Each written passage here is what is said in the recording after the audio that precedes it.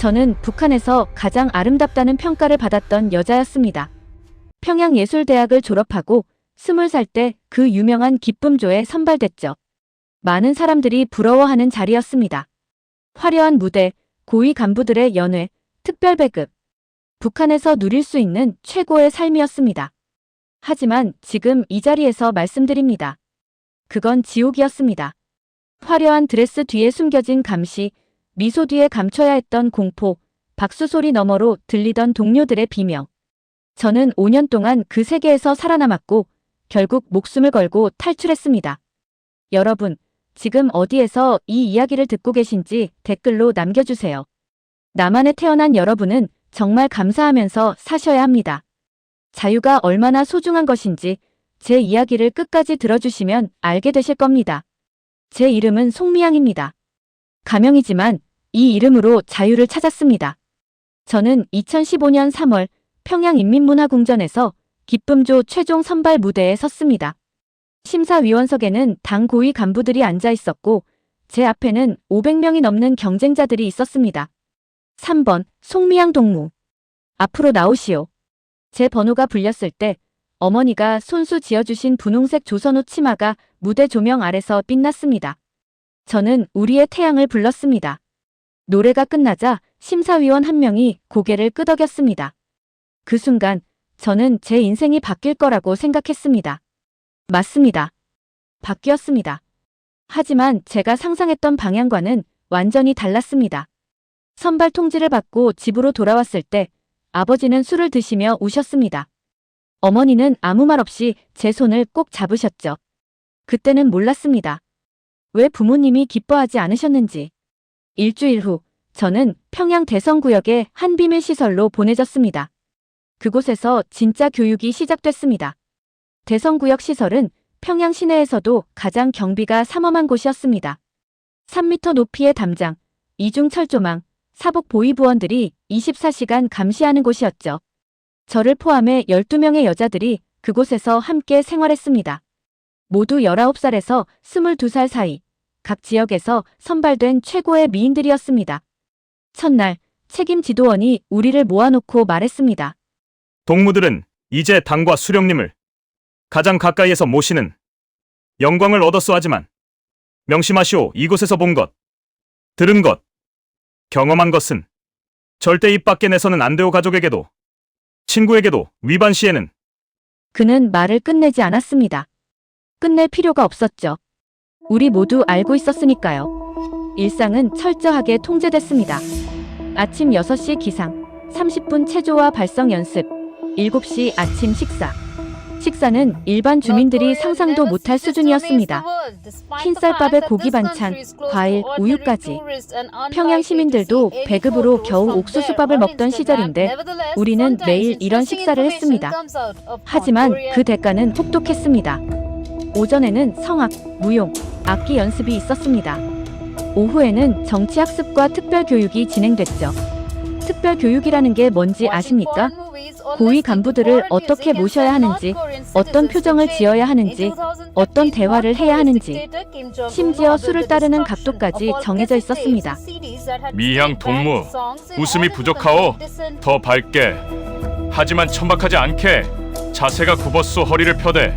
가슴을 너무 내밀지 마시오. 눈빛이 너무 직접적이오. 공손하되 매력적으로 매일 5시간씩. 이런 훈련을 받았습니다. 거울 앞에서 웃는 연습만 1시간씩 했습니다. 처음에는 이게 예술 교육인 줄 알았습니다. 나중에야 깨달았죠. 우리는 예술가가 아니라 상품으로 길러지고 있다는 것을. 저녁 6시 이후에는 실전 교육이 시작됐습니다. 고위 간부들의 연회에 참석해서 노래를 부르고 술을 따르고 대화 상대가 되는 것이었습니다. 처음 연회장에 들어갔을 때의 충격을 잊을 수가 없습니다. 그곳은 제가 알던 북한이 아니었습니다. 수입 양주, 일본 과자, 외국 담배. 평양 시민들이 굶어 죽어가는 시기에 그들은 외국 음식을 먹으며 웃고 있었습니다. 벽에는 김일성 주석과 김정일 위원장의 초상화가 걸려 있었지만 그 아래에서 벌어지는 일들은 차마 말로 표현하기 어렵습니다. 미양이 이 부부장 동무께 술 한 잔 따라드리겠나? 20살 저에게 60이 넘은 간부가 다가왔습니다. 그의 눈빛을 보는 순간 온몸이 굳었습니다. 하지만 웃어야 했습니다. 밝게, 하지만 천박하지 않게. 네, 영광입니다. 그날 밤 기숙사로 돌아와 화장실에서 1시간 동안 울었습니다. 물소리에 묻혀서 아무도 모르게. 옆 침대에 선희 언니가 문을 두드렸습니다. 미영아, 괜찮니? 네, 언니. 괜찮아요. 거짓말이었습니다. 괜찮을 리가 없었죠. 하지만 이곳에서는 괜찮은 척해야 살아남을 수 있었습니다. 2019년 가을, 결정적인 순간이 왔습니다. 그날도 평소처럼 연회가 있었습니다. 저는 이미 5년차 베테랑이었죠. 웃는 법도, 대화하는 법도, 위험한 순간을 피하는 법도 완벽하게 익혔습니다. 하지만 그날은 달랐습니다. 한 고위 간부가 저를 따로 부르더니 말했습니다. 미양 동무, 내일부터 내 전속으로 배치됐소. 영광으로 알고. 그 순간 혜진이 얼굴이 떠올랐습니다. 일주일 만에 사라진 혜진이. 그리고 지난 5년 동안 고향으로 돌아갔다며 사라진 6명의 동료들. 감사합니다. 겉으로는 웃었지만 속으로는 결심했습니다. 이곳에서 죽느니 탈출하다 죽는 게 낫다. 기숙사로 돌아온 밤, 저는 침대 밑에 숨겨뒀던 작은 수첩을 꺼냈습니다.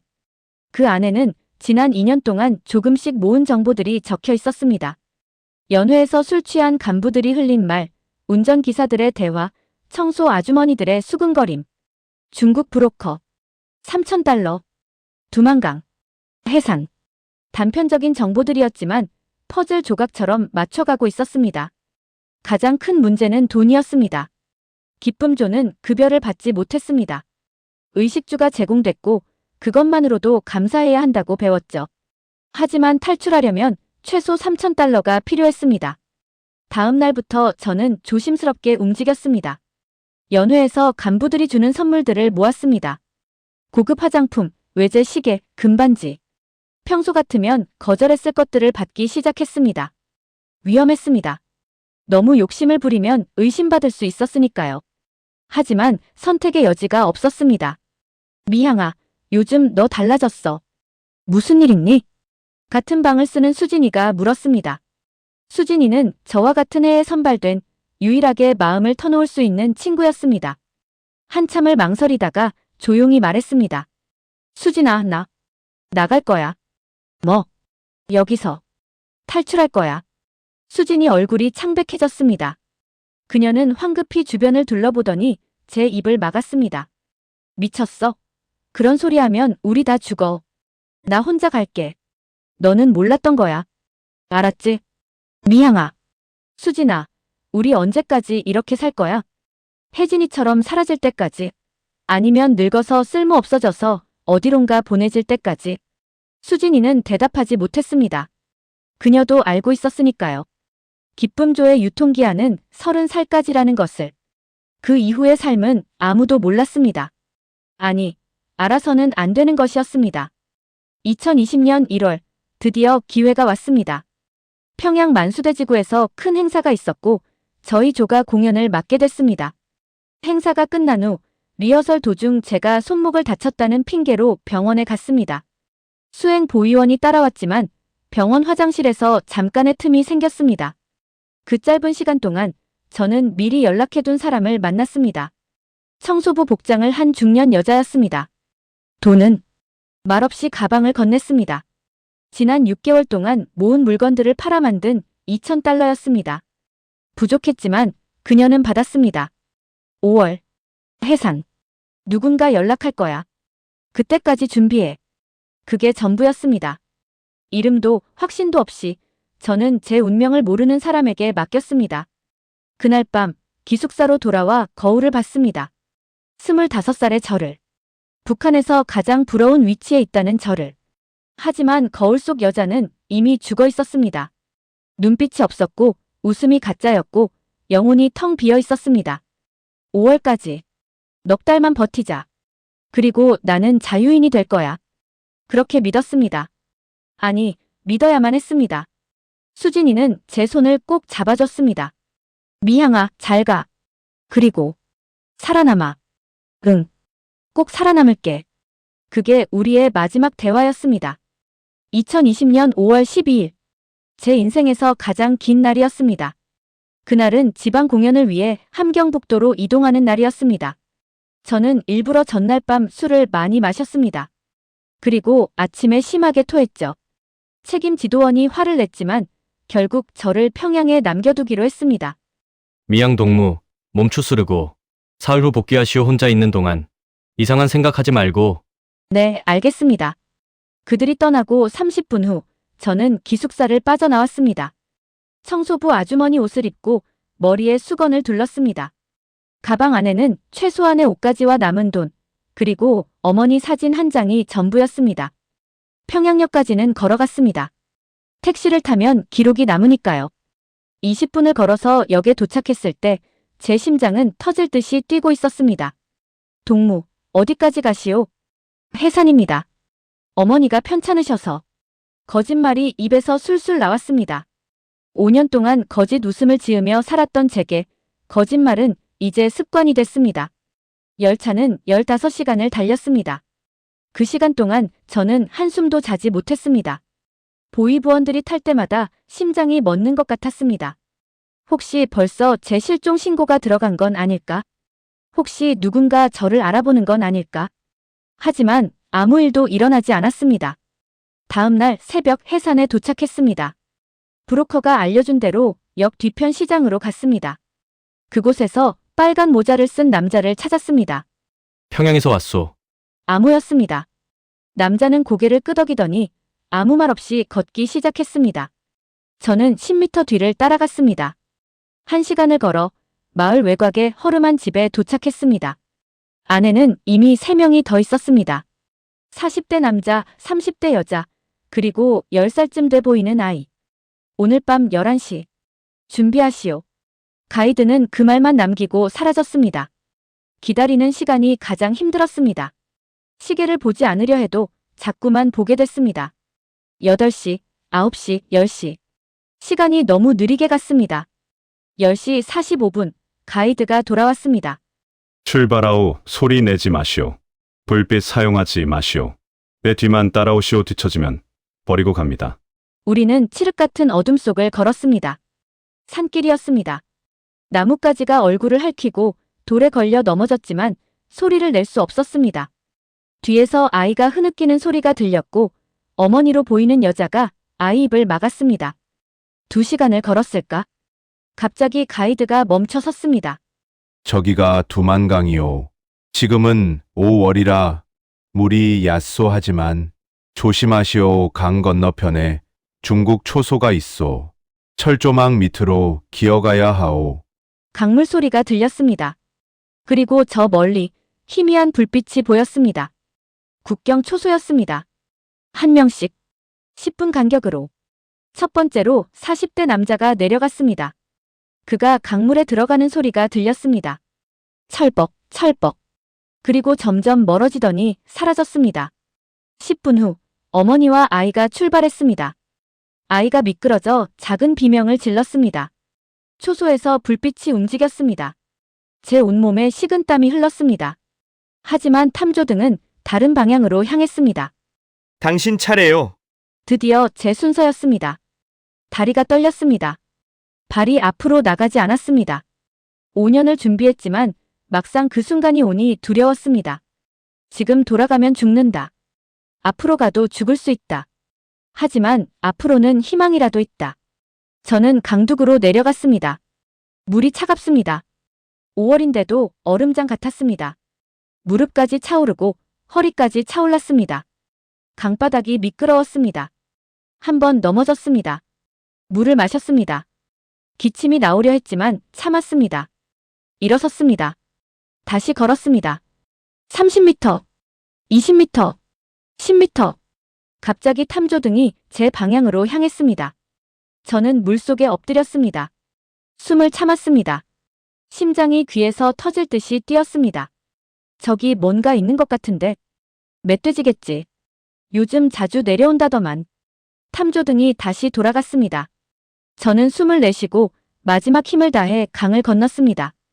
드디어 반대편 강둑에 손이 닿았습니다. 철조망이 보였습니다. 밑으로 기어가는 공간이 있었습니다.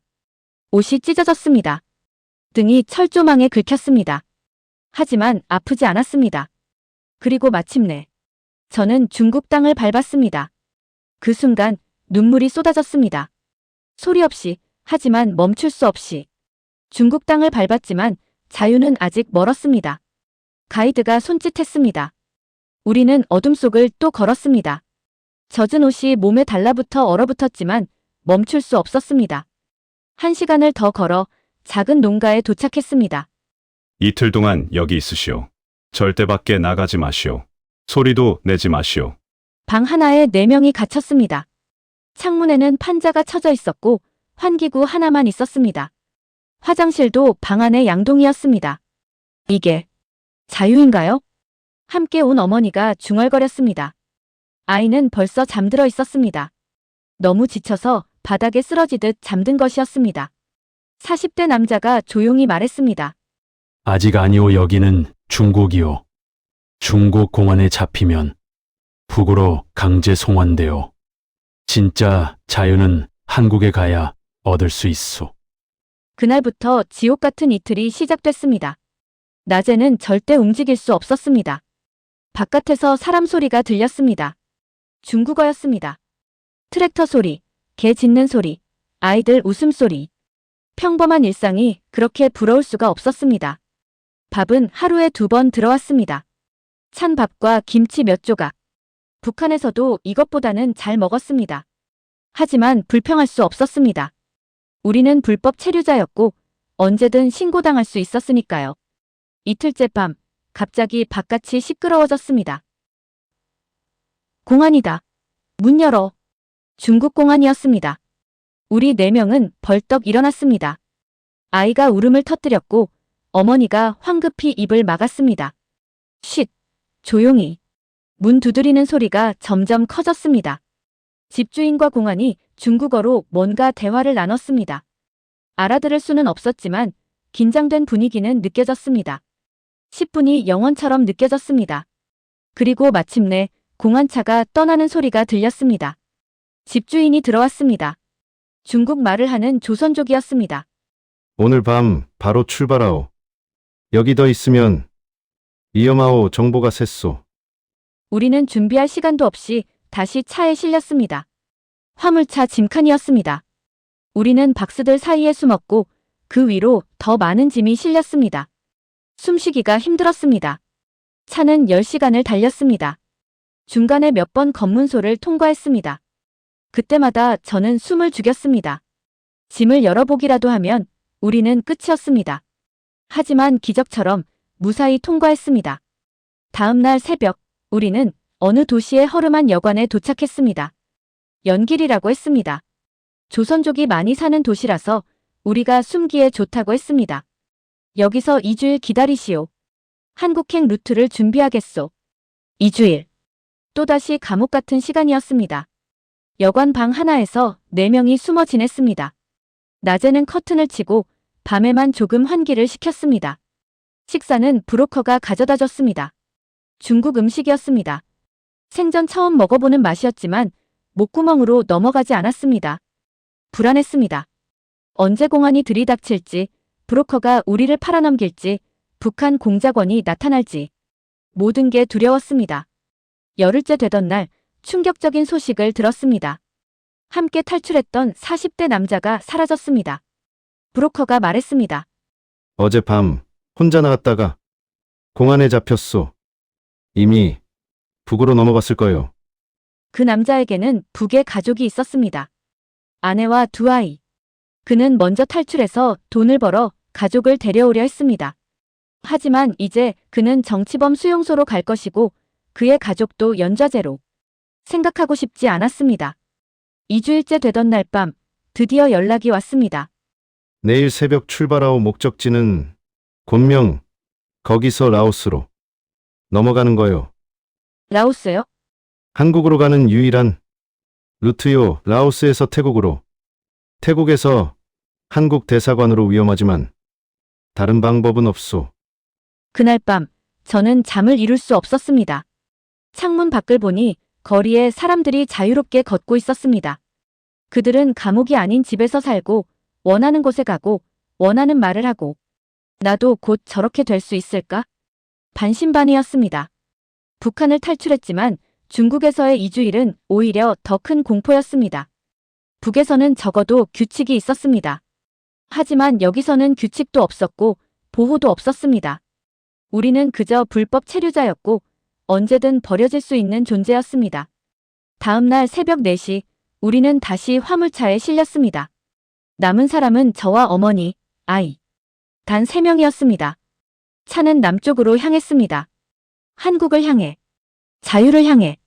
하지만 그 길은 아직도 멀고 험했습니다. 중국 곤면까지 사흘이 걸렸습니다. 기차, 버스, 화물차를 번갈아 탔습니다. 우리는 관광객 행세를 했습니다. 브로커가 준 가짜 신분증을 들고 중국어를 한마디도 못하면서 관광객인 척했습니다. 검문이 있을 때마다 심장이 멎었습니다. 곤명의 어느 호텔에 도착했을 때 저는 2년 만에 처음으로 제대로 된 침대에서 잤습니다. 하지만 편안하지 않았습니다. 오히려 더 불안했습니다. 여기까지 왔는데 마지막 순간에 실패하면 어쩌나. 다음 날 새로운 브로커를 만났습니다. 40대 중국 남자였습니다. 라오스 국경까지 이틀 걸리요. 국경 넘어서 사흘 더 가면 태국이요. 태국 방콕에 한국 대사관 있소. 거기 도착하면 끝이요. 얼마나 위험한가요? 솔직히 말하면 매우 위험하오. 라오스 국경에서 잡히는 사람만 태국 가는 길에 강도 만나는 사람도 있소. 하지만 선택권 없소. 이 길 아니면 북으로 돌아가는 길뿐이오. 그는 우리에게 새 옷을 줬습니다. 동남아시아 스타일의 화려한 옷이었습니다. 그리고 선글라스와 모자도 줬습니다. 관광객처럼 보여야 하오. 절대 겁먹은 표정하지 마시오. 당당하게. 자연스럽게. 라오스로 가는 버스에는 우리 셋 외에도 다른 탈북자들이 있었습니다. 모두 합쳐 7명. 서로 모르는 척했지만 눈빛만 봐도 알 수 있었습니다. 우리는 같은 처지였습니다. 국경에 도착한 건 밤 10시였습니다.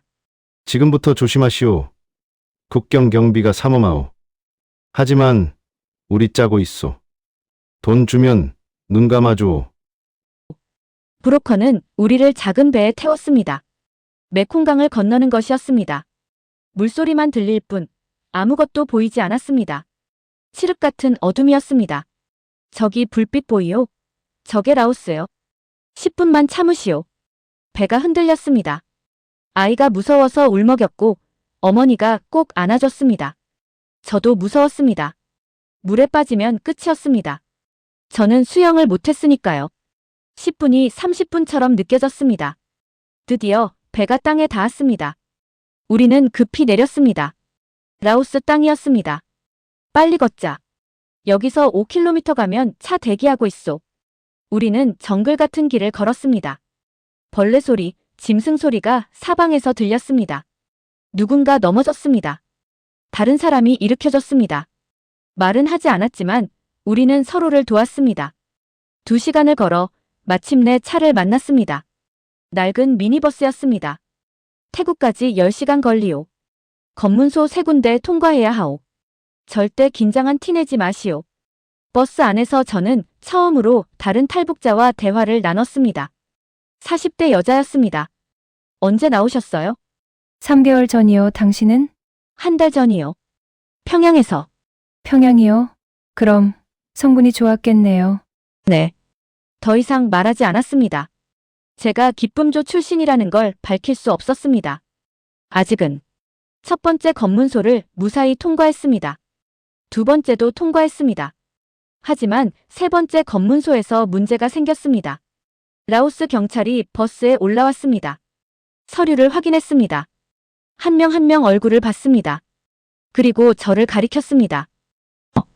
너 내려. 제 심장이 멎었습니다. 끝났다. 여기서 끝나는구나. 그런 생각이 들었습니다. 브로커가 황급히 경찰에게 다가갔습니다. 둘이 조용히 대화를 나눴습니다.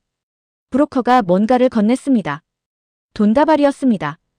경찰은 돈을 세더니 저를 다시 쳐다봤습니다. 그리고 고개를 끄덕였습니다. 저는 버스로 돌아왔습니다. 온몸이 땀으로 젖어 있었습니다. 괜찮아요. 다 지나갔어요. 옆자리 여자가 제 손을 잡아줬습니다. 저는 고개를 끄덕였지만 눈물이 났습니다. 너무 무서웠습니다. 너무 지쳤습니다. 다음 날 아침, 우리는 태국에 도착했습니다. 방콕 시내의 한 작은 호텔이었습니다. 브로커가 말했습니다. 내일 한국 대사관 가시오. 거기서 탈북자 신청하면 한국 정부에서 데려가 줄 거요. 축하하오. 이제 거의 다 왔소. 그날 밤, 저는 샤워를 했습니다. 오랜만에 따뜻한 물로. 거울을 보니 한 달 전에 제가 아니었습니다. 10kg은 빠진 것 같았고, 얼굴에는 상처가 가득했고, 눈빛은 지쳐 있었습니다. 하지만 살아 있었습니다. 북한을 탈출했고, 중국을 건넜고, 라오스를 통과했고, 태국에 도착했습니다. 내일이면 한국 대사관에 갑니다. 내일이면 진짜 자유를 얻습니다. 그렇게 믿으며 저는 그날 밤 처음으로 편안하게 잠들었습니다. 해시태그 챕터 8 한국 정착 자유의 소중함 1300자. 다음 날 아침, 우리는 한국 대사관 앞에 섰습니다. 태극기가 바람에 펄럭이고 있었습니다. 그 순간 눈물이 쏟아졌습니다. 저는 그 깃발을 보며 깨달았습니다. 마침내 집에 돌아왔다고. 아니, 처음으로 진짜 집을 찾았다고. 대사관 직원이 우리를 맞이했습니다. 한국말이었습니다. 정확하게는 남한말이었습니다. 억양이 달랐지만 그래도 우리말이었습니다. 고생 많으셨습니다. 이제 안전합니다. 천천히 이야기 나눠봅시다. 안전하다는 말에 그동안 참았던 모든 게 무너져 내렸습니다. 저는 그 자리에 주저앉아 한참을 울었습니다. 함께 온 어머니도, 아이도, 다른 탈북자들도 모두 울었습니다. 사흘 후, 우리는 비행기를 탔습니다. 생전 처음 타보는 비행기였습니다. 북한에서는 특권층만 비행기를 탈 수 있었고, 저 같은 기쁨조도 기차나 자동차로만 이동했습니다. 승객 여러분, 잠시 후 인천국제공항에 착륙하겠습니다. 기내 방송이 나왔습니다. 인천, 대한민국. 저는 창밖을 내다봤습니다. 불빛들이 반짝였습니다. 북한의 칠흑 같은 어둠과는 달랐습니다. 여기는 밤에도 빛이 있었습니다. 비행기가 땅에 닿았을 때 사람들이 박수를 쳤습니다. 저도 박수를 쳤습니다. 살아서 한국 땅을 밟았다는 게 믿기지 않았습니다. 공항을 나서자 통일부 직원들이 기다리고 있었습니다. 환영합니다. 이제부터 3개월간 하나원에서 정착, 교육을 받으셔야 됩니다. 걱정하지 마세요. 천천히 적응하시면 됩니다. 하나원. 탈북자들이 남한 사회에 적응하기 위한 교육을 받는 곳이었습니다. 그곳에서 저는 처음으로 자유가 무엇인지 배웠습니다. 여러분은 이제 원하는 것을 말할 수 있습니다. 원하는 곳에 갈 수 있습니다. 원하는 일을 할 수 있습니다. 선생님의 말을 듣고도 처음에는 이해가 되지 않았습니다. 정말요? 허락을 받지 않아도요? 보고하지 않아도요? 네, 여기는 자유민주주의 국가입니다. 물론 법은 지켜야 하지만 그 안에서는 무엇이든 할 수 있습니다. 첫 외출을 나갔을 때의 충격을 잊을 수 없습니다. 편의점에 들어갔는데 음식이 가득했습니다. 사람들은 줄을 서지도 않았고 배급표를 보이지도 않았습니다. 그냥 원하는 걸 집어서 계산하고 나왔습니다. 이게 다 진짜인가요? 함께 나온 담당 선생님이 웃으며 말했습니다. 네, 진짜입니다. 원하시면 지금 뭐든지 사 드셔도 됩니다. 저는 삼각김밥 하나를 샀습니다. 2,000원. 북한 돈으로 환산하면 엄청난 금액이었지만 여기서는 누구나 살 수 있는 가격이었습니다.